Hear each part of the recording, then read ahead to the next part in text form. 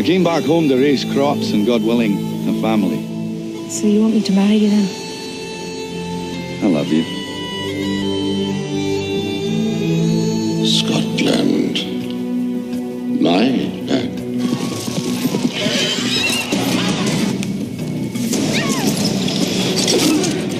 Sons of Scotland, I am William Wallace.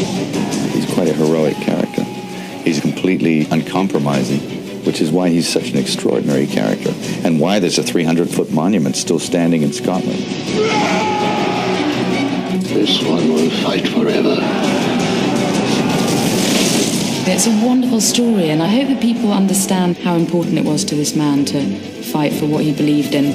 You tell your king that William Wallace will not be ruled. Peace is made in such ways. Slaves are made in such ways. It's an epic film. It really is life and death and darkness and the light. Action! And the picture of his scope to actually be in front of the camera and behind the camera. It's ambitious.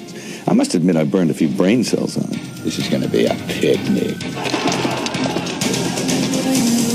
The driving force behind this is his passion for the project, and it comes right from the feet up. And I think this film has compassion. And I think that comes from Mel's heart. Really. They may take our lives, but they'll never take our freedom!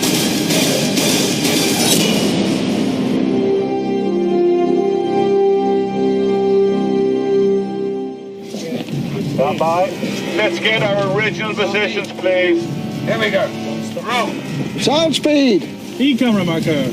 Action. I want this Wallace's heart on a plate. Shift nervously from foot to foot, guys, in the background. Is he going to send you? Look up to your commanding officer. Is he going to send you? Eyeball him. What's going on? What are you waiting for? Lead them! I never was conscious of a point when I wanted to be an actor or a director or anything else. It just kind of happened. I'm a real film nut. In the 60s, when I was growing up, I was mainly acquainted with film through television. And I like the big ones, you know. I like the big country, you know, that film, that Western.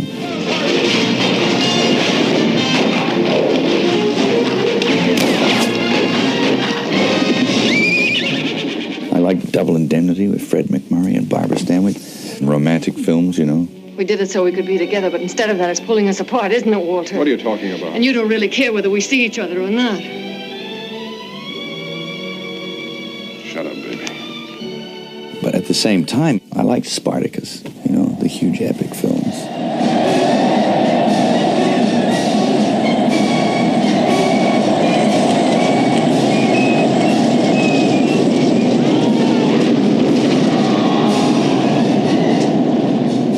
These films were great films, great films. You can still watch them and still get the same buzz off them. And it was the epic films that really inspired me to do Braveheart. Stand by. This is a little piece of cinema history. Rarely do you see this many people in the shop.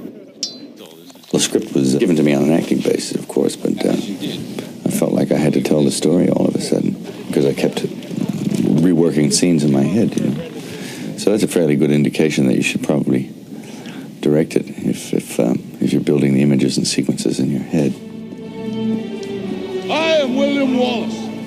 You've come to fight as free men, and free men you are. The script was a very haunting piece of work. It wasn't predictable, and just the sheer size of it, and it's just a funny corner of history that I'd never heard of before. It's based on a character called William Wallace, who did exist in the 13th century in Scotland.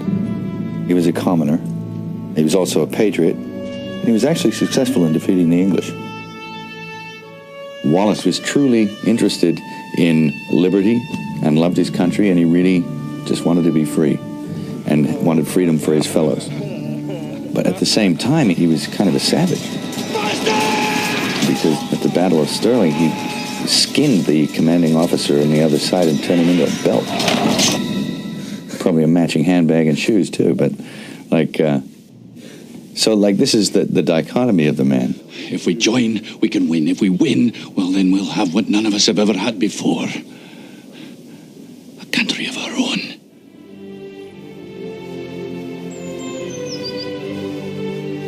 My wife and I were in Edinburgh, and we walked into the castle there and saw the statue of William Wallace. I thought, this is a Wallace, a famous Wallace, and I'd never heard of him. And I asked one of the guards there who he was, and he said, well, he's our greatest hero. And I began to read about him. But the actual facts of William Wallace's life, as established by historians, are minuscule. It's kind of sketchy, and you have to fill in. But luckily, there's also a lot of legend that surrounds the character. William Wallace is 7 feet tall. Wallace killed 50 men. 100 men. And if he were here, he'd consume the English with fireballs from his eyes and bolts of lightning from his arse. I am William Wallace. Those legends gave me a window into who the man truly was, how he had felt about his country, who he had loved, how he had loved.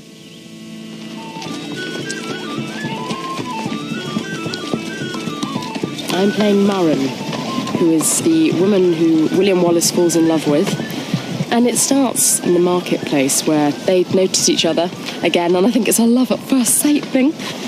And there's a link there from an early age.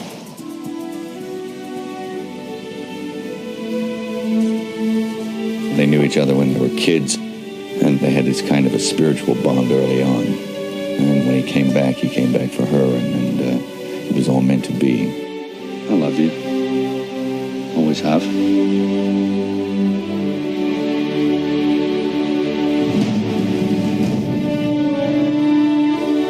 She represented his desire to live in peace. He didn't want to go and fight and kill and suffer. He would have liked to have lived in peace, to have raised a family. And she was the thing that propelled him. He carried her with him always, whatever he did, wherever he went. I will love you my whole life. You and no other. Catherine McCormick hadn't done much before. I think she'd done a small film, and I just kind of got a vibe off her. I just liked her. She's a very likable person. She's beautiful. The character needed to be beautiful. She's a good actress, and she seemed just right for that part. Action. First day was very tense. I was, oh my God, big budget, huge budget. What do I do? But I'm working with Mel, who's, I thought, oh no, big superstar, but he's just the nicest guy, really down to earth. Cut. I find when I'm actually doing a scene with him, I don't get so much direction. We sort of feel things through a lot more. And he's great for ad-libbing and just letting you run with the script. It's a very human story about real people. There's real characters on the page, and it was my job to strive to make those characters even more real. So I was casting this thing for months. And I didn't read anyone. You know, people read people, and I don't think that that's any use. So what I used to do was just sit down and talk to them for 15 minutes, and you can tell. The trouble with Scotland is that it's full of Scots. Nobles are the key to the Scotland. Patrick McGowan is a very intelligent actor who I admired as a kid. And I used to watch Danger Man and The Prisoner and all these things on television, which he conceived these things. So that I was really flattered when he agreed to do this. The archers are ready, sire. Not the archers. Arrows cost money. Use up the Irish. The dead cost nothing. Patrick plays Longshanks, which is the nickname for King Edward I. He was one of England's most ruthless leaders, and he was not very fond of William Wallace. Bring me Wallace. Alive, if possible. Dead. Just as good.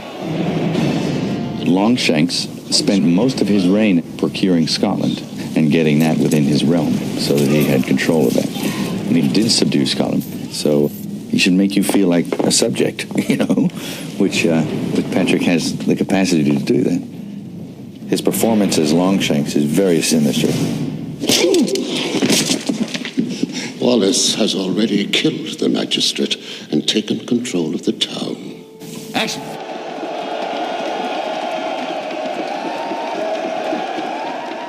And a film of this size, coupled with the responsibilities of acting and the pressure of directing, it's a very demanding task. It obviously puts a lot more pressure on Mel. Oh, it's an absolute passion for him. He has his own point of view, and a very strong point of view. What's wrong with having a couple of poles sliding this way, just through the shot, you know? It's totally absorbing, so that you live, eat, breathe, sleep this story and the telling of it. The cavalry's behind you. Start running everywhere. Entourage, take off. It's like being dropped in the middle of an ocean, and you just look around and there's nothing but water around, but you figure, well, there's got to be land. I think I'll go that way, and it's just one stroke at a time. I had to get up earlier than everyone, really, because I had to get dolled up and ready for the task ahead. Okay, we're going to shoot. Fire, please. What I was doing was just hopping in front of the camera, doing it as best I could, hopping off, looking at it. If it wasn't a total disgrace, I might do another one for safety and get the hell off. Oh, man, that's a good camera. Because I was so focused on the storytelling and all other aspects of the whole thing, it brought a lot of relaxation to it because I simply didn't have the energy left to be tense with.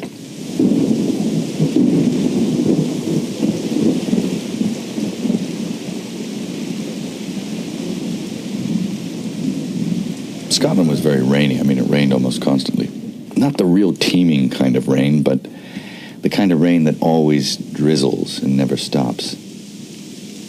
They had chosen to do the filming up near Inverness. And when the filming began, they discovered that it was one of the rainiest places, in fact, the rainiest spot in all of Europe. It's all a question of conditioning. We just decided to shoot. I just said, you can't worry about the weather. You just got to go for it. Otherwise, you'd never get it done if you stopped every time it rained. And so we just shot it. I got to get used to it anyway. Let's do it! Well, it was miserable. We had to do take after take after take after take. Cut.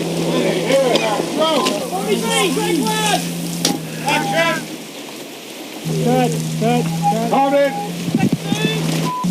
Hold it. Cut. Well, obviously the horse doesn't want to stay here, but... Hold it.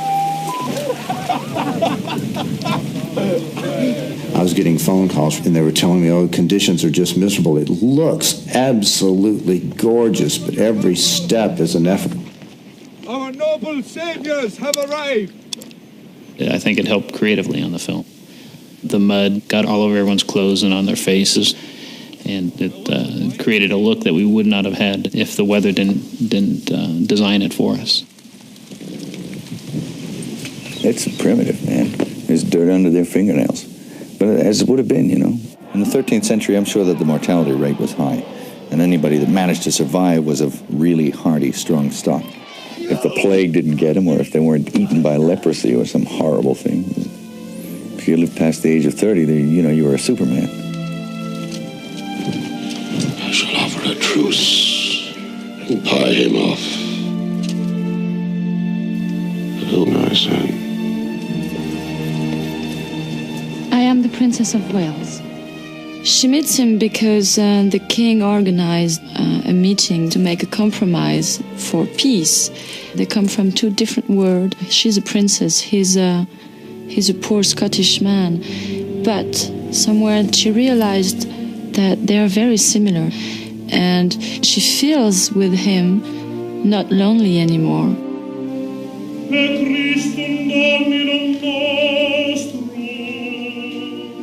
Longshanks selected the bride for his son, Edward II. He picked this beautiful woman who was brought to London to meet a man that she didn't know, who didn't know her. And there was truly nothing between the two of them.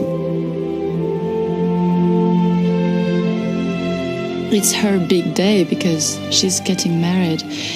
And we realized during the scene that her husband doesn't love her, and he probably loves someone else. And this someone else is just behind my back, and he's a young man. So it doesn't matter if it's a man or a woman. The fact is that she's not loved. I found that relationship fascinating, and Mel captured it in absolute beauty with looks. You were doing great, but I think it's the last one you look up here. In their wedding, there's no dialogue at all. It's shot with just looks, but he absolutely captured the separation of these two people and the tragedy of two people brought together and expected to love each other when there was nothing between them. Mark up. Action. Sophie has been in film since she was like a kid. She's very experienced and a big star in France. So she knows her way around a film set, and she knows what to do in front of the camera. Now, Sophie, peek out. She's regal. She's literally like a statue, a living statue. I mean, she's very statuesque. And I think comes off great in the film. Cut. Mel's a good director of actors because himself, he's a really, really good, excellent actor. That's my supposed sphere of expertise, you know, so I try and make it as comfortable for them as I can. And if they're comfortable, then they'll be more relaxed. And if they're more relaxed, I think you'll get better things from them. The best way to access any of this stuff is to, like, have fun with it. And the rest will follow. I mean, you just can't take it seriously. He's a grand lad, good sense of humour, bit of devilment in him, certainly. He's just good fun. I mean, you're there, and there's thousands of people all around, and you're the guy who's responsible for all this budget, all these people. You're too wide. It's all on your shoulders. So you might as well not get worried about it, because the minute you start doing that, you're going to get yourself into a knot. Now, you have achieved more than anyone ever dreamed. By fighting these odds, it looks like rage. And I'm Robert the Bruce in this film.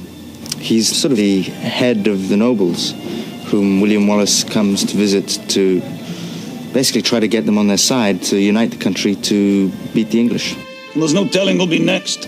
And it's an interesting character because he's kind of a bit of a lost soul. Maybe you.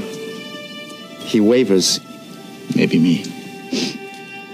He's constantly drawn to the darker aspects of compromise and wealth and preserving the castles and the lands which he has, along with all of the other wealthy people in that country. 217 Peter, take one. Unite us. Unite us. Right. He did fight for the English. The nobility was famous for just switching sides. I mean, for whatever worked for them, they'd do it. See, there was no sense of that unity that Wallace had. They changed their loyalties like people change their underpants, you know. Those men who bled the ground red at Falkirk, they fought for William Wallace, and he fights for something that I've never had. And I took it from him when I betrayed him, and I saw it in his face on the battlefield. The dynamic between William Wallace and Robert the Bruce is one of the most exciting aspects to the whole story. In fact, it may be, in some ways, the true heart of the picture. Because William Wallace would rather shed every drop of his blood than yield an inch. But Robert the Bruce was more like I think most of us are. He was a man who wanted to do the right thing, but also tried to face the realities of life and make the compromises that were necessary. If you make enemies on both sides of the border, you'll end up dead. Oh, we all end up dead. It's just a question of how and why. One of the things that I knew that I wanted to do with this picture was to make it so that it moved all the time.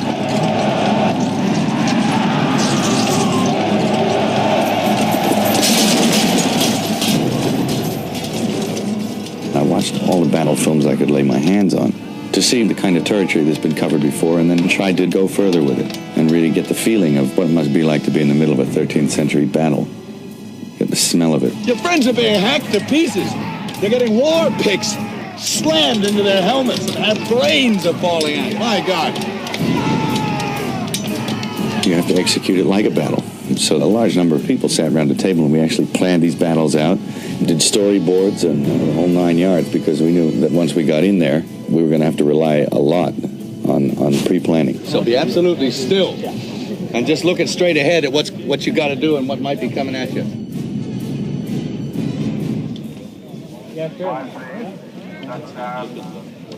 We recognised early that the secret to this was going to be getting some sort of disciplined assistance. We needed 1,600 disciplined extras, and the only place you're going to find them are in the army. Left to, that's the best. We're using the FCA here in Ireland, which is their volunteer force, so we're blessed by using disciplined troops. We drew up a document known now as the Battle Plan, which is an interlocking tent system to accommodate 1,400 men, where they come in the morning in fatigues, and then, having gone through the system, come out in the other end as Scots. We were fortunate to have the reserve army, and they were divided into companies of 50. But it was an incredible system. They'd start in the wardrobe tent and put on their battle gear. Then they moved down to makeup. Get your sunscreen on, then get your dirt on. Let's go. And we put war paint on them, and then they'd smear themselves with dirt and mud to make them look like real savages. Rub it well in, backs of your legs, backs of your necks. Do your ears, check the guy out next door. And then finally we'd march them down into the armory where we had thousands of battle toys for them to pick from. Come on, guys, it's not a shop. Just pick one up and go. There were some days there when there were over 2,000 people involved and with but one purpose, with but, one vision, which is, it's kind of cool to have all those people working for that one shot. There's 1,000 bare asses. That's got to be in the Guinness Book of Records, the most bare asses on screen in one shot. I don't think I've ever seen that before. And that is accurate. The Scots, they used to lift their kilts and flash the other side. Used to freak the other side out.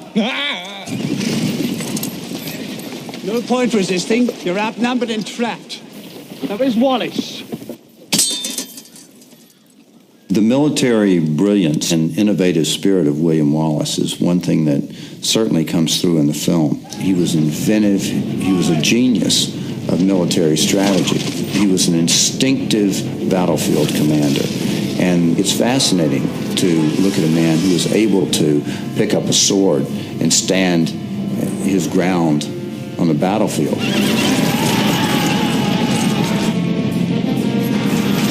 Our cavalry will ride them down like grass.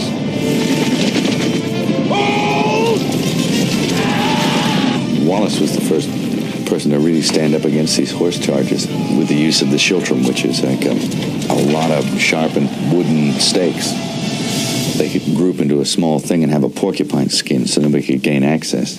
Because they didn't have bullets, They had to get in there and stick you with something. We have some more sticks in here, some more schiltrons. Yep. It's just looking a little light. The violence of battle has got to be recreated. And to do that without hurting anybody, that's the trick, and that's what we're about right now. We're trying to recreate our stunt, which we're not allowed to do anymore. But what it does, it somersaults the horse and throws the person off. There are certain things that you shouldn't and can't do with animals anymore. So I got together with Mick Rogers and said, let's make mechanical horses. We don't want to hurt any real horses. Make ones that look real and do hideous things to them. Get that horse on, we will. They're basically foam, but they have a metal structure inside, so they weigh about 250 pounds apiece. But we'll have to go through like a test period where we have to make sure the horse is working right, because this is not something you just don't want to do it over and over again. You want to do it one time and walk away.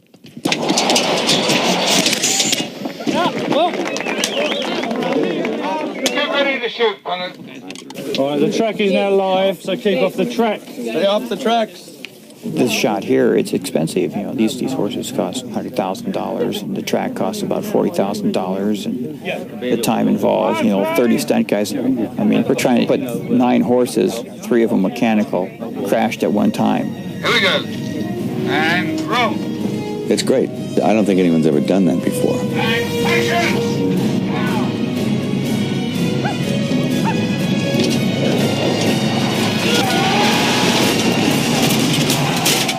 If you can spot them, you can have $10, That's only you I'm talking to.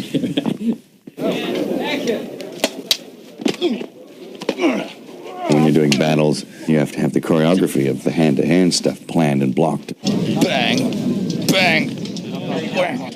It's interesting because they use primitive weaponry, the axe, yours for the axing.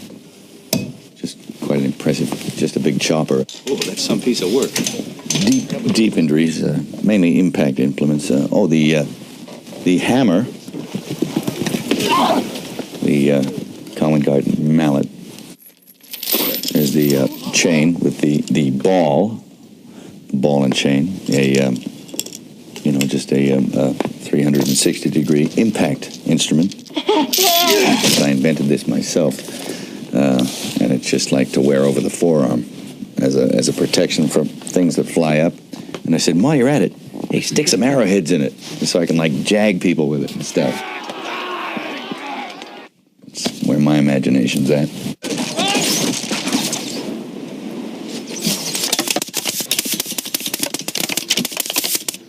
cut it. We got some great toys now that people from the past didn't have. You know, Kubrick, when he did Spartacus, didn't have the toys that we have now. You load the arrow machines up with rubber arrows, and it's like a bank of mortars all lined up on the back of a truck, hook up to an air cylinder, and you just like pull the plug and it goes, and everything just goes.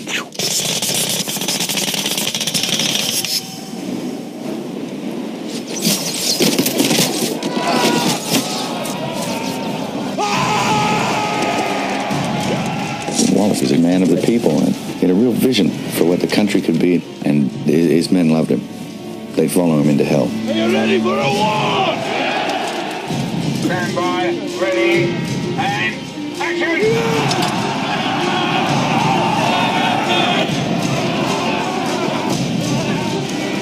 We spent 6 weeks in that Battle of Stirling. There's something like 8 cameras. You get out there and then throw those cameras around and, you know, go for it. The haunting thing for me out here on these fields of Ireland right now is that when I look at Mel Gibson, I think this is precisely what it felt like on the day of the battle. And I think when we see Mel Gibson on the screen, we're going to see William Wallace. I love it. I can't really work on something unless I'm, you know, enthusiastic and proud of it. And it's very satisfying to be able to tell a story and tell it the way you want to tell it. And it's kind of nice to know that you could create this thing. The good news is that you know, all that hard labor paid off. I think that Mel's made a terrific film. I mean, it's a wonderful story, and I can't believe that no one's written a story about this man before, because he's just such a passionate person. I think it's important that people know about this man. I hope that they can't talk at the end of it. I hope that they're so moved and so, like, inspired by it. That's all. That they've watched this great story and that they've found something in themselves.